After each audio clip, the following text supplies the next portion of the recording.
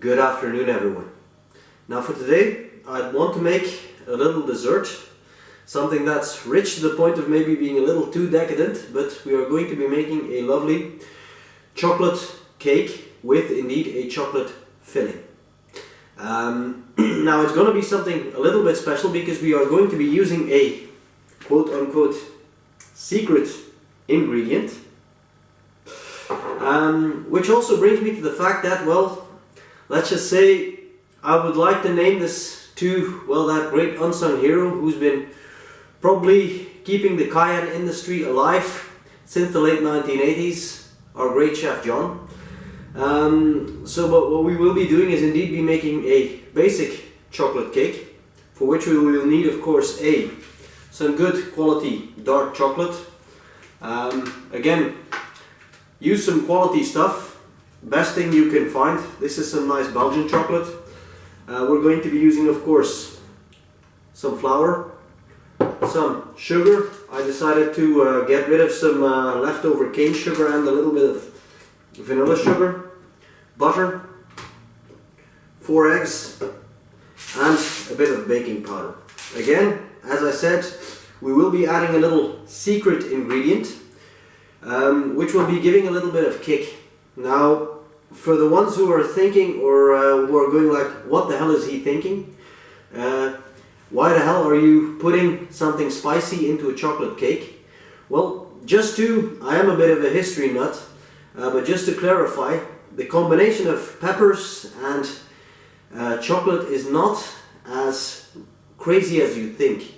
The Aztecs, the people, well, Mayans before them actually, but the Aztecs were already known so many hundred years ago when the Spanish conquistadors arrived to actually drink their cocoa or their hot chocolate milk, hot chocolate beverage if you like, with indeed peppers in it. And it's a combination, I feel it gives a little bit of a kick. What you'll find is actually it doesn't bring that much heat to the mixture, as indeed some of the fat from our butter and fat and sugar from our chocolate will indeed pretty much mask the heat, but will give a little pleasant kick in there. Now, enough said, let's get cooking. Our first order of business, that will be indeed to start melting down our A, butter, and B, chocolate. Well, nothing too hard. We've already set our butter to low heat, and to which we will be adding our chocolate, and just keeping a quiet eye on this, and just keep this stirring around. Now, first remark that I will get from a lot of people: are you not using a double boiler? To which my definite answer will be no. This is something at least I picked up from another famous Belgian chef, but where he learns that, or he teaches, his basic philosophy is that if you keep chocolate on low heat, basically your chance of burning is close to zero. So again, we will let butter and chocolate melt, allow them to get to know each other. Meanwhile, we can start mixing up our other ingredients and get working on our chocolate cake. Well, as you can see, our chocolate and butter mixture have melted lovely, and again, no burning. And we have also prepared our dry ingredients, which is about, I usually use in total about 150 grams of sugar, of which about 20 grams is vanilla sugar, some flour, about 80 grams, and we will start introducing indeed our wet ingredients, namely our chocolate and butter mixture.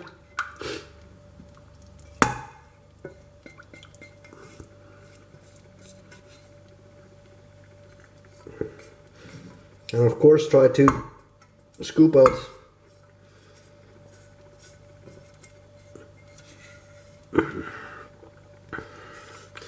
any drop you can.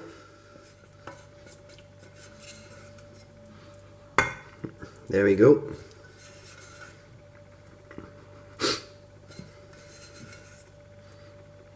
Now, one thing I did forget to mention There's two flavor enhancers you can classically use in chocolate. That'll help out, bring out the chocolate flavor just a little bit more. That is A, some freshly ground coffee, or indeed soluble coffee if you prefer.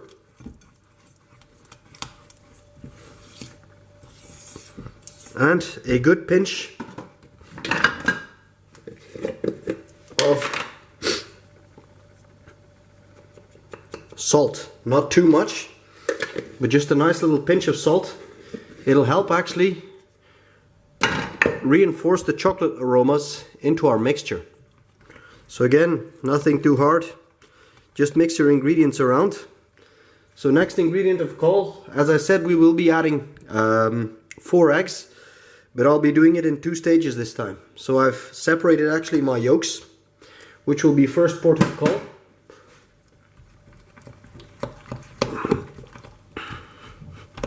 And next, we will actually come to our egg whites. Now I want a nice fluffy cake. So for this, I want to achieve this with two actual basic means. One, a good 3/4 of a packet of baking powder. So our chemical rising agent, and the addition of a good bit of air. In this case, the air will come through our egg whites, so we will be beating our egg whites. I don't think probably to stiff peaks, but at least to a good, lovely consistency, so we can actually scoop them in. So again, next port of call, egg whites, and indeed scooping these into our cake. Next port of call, that will be indeed our egg whites. So I've just whipped these egg whites up to indeed a pretty solid mass. So again, I can invert the bowl, nothing comes out. And what we want to be doing, yet again, is be as gentle as we can to scoop in our egg whites into the mixture. Again, I want some air so that we have a lovely, nice, puffy chocolate cake.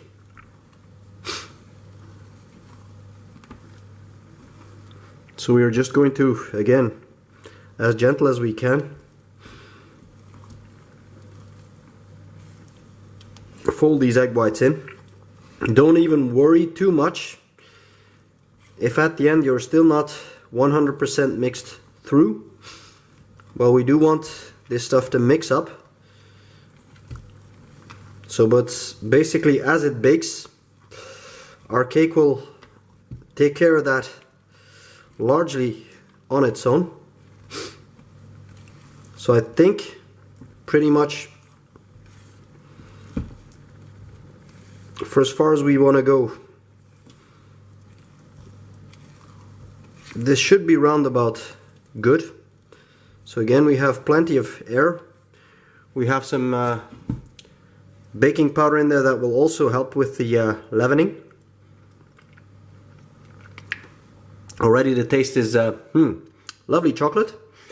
This will now go into our 180 degrees oven for about 25-30 minutes, after which we can start actually handling our ganache.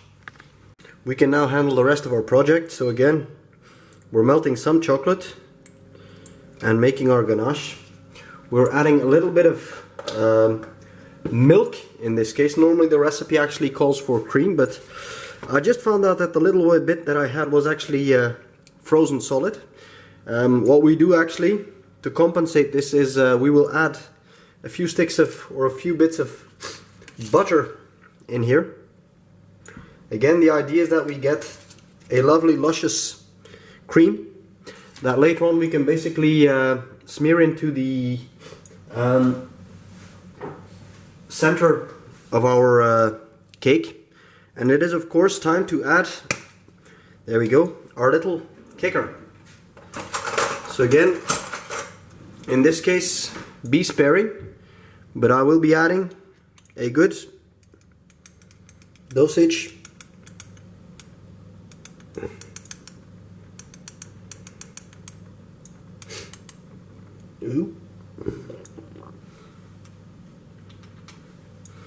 of cayenne. Now this is already a little bit too much, so I'm already going to take this little piece off,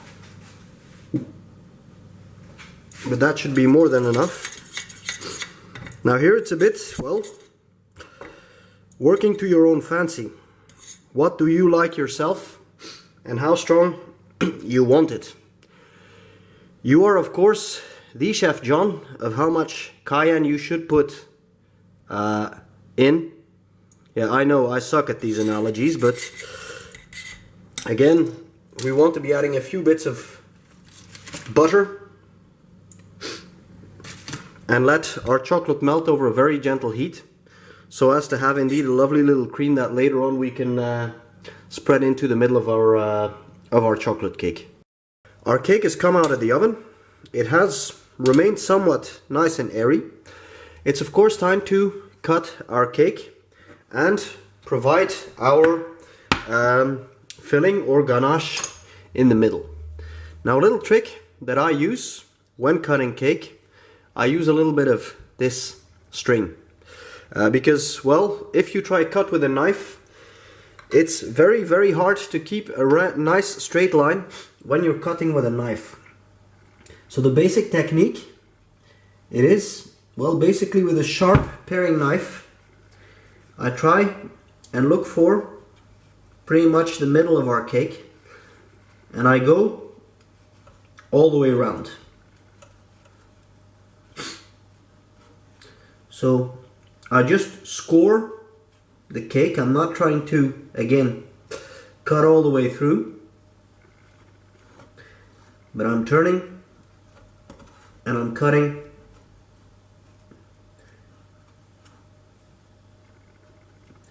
all the way around until, here we go, we meet up with ourselves. After which, it's just a case of, well, cutting some string. I'm sorry if, by the way, my voice, there we go, is a little off, but I'm still suffering the effects of a cold. So, but again, at this point, there is nothing more to do than just find your cutting lines, insert your string,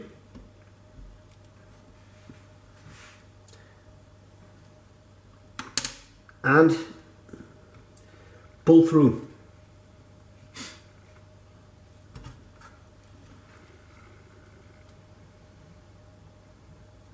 And you get a perfect, neat, clean cut every time. Only thing that's just left will be indeed to separate the two halves and spread our ganache through the middle. So I will be turning our cake over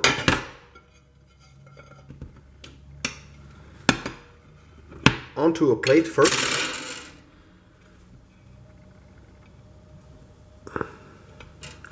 And try to remove the other half without breaking. There we go. Our top cracked a little, but luckily we have our ganache.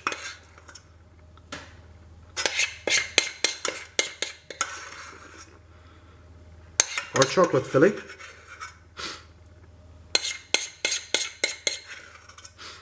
Which will also act somewhat as a, not perfectly, but somewhat as a glue. There we go.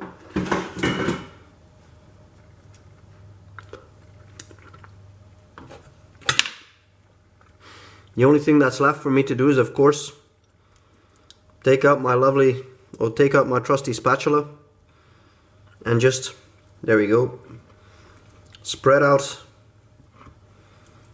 our cream. Now again, the great thing about this ganache, as I said, we put our little spicy surprise in there, but you will find that it will, well, not taste that very spicy at all. The fat and, there you go, sugar in the chocolate pretty much mask the real heat of the peppers, and just leave with a pleasant, very funny tingle on the tongue, or at least that's my experience, which will usually leave your guests wondering, well, where, there we go, the tingle comes from, until of course what time you explain that you actually put some cayenne pepper in there, which will probably surprise a lot of people even more. But again, as I said, for me it delivers a nice little tingle, a bit of sweetness actually that's in the cayenne. All that's left is just to put back our, there we go, other side.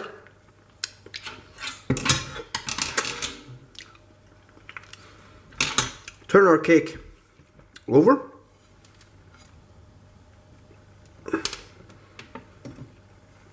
And we are basically done. Again, a lovely dessert with a nice little kick, or a surprising little kick to it, which will probably indeed surprise your guests a lot. So all I can say is just try this and enjoy.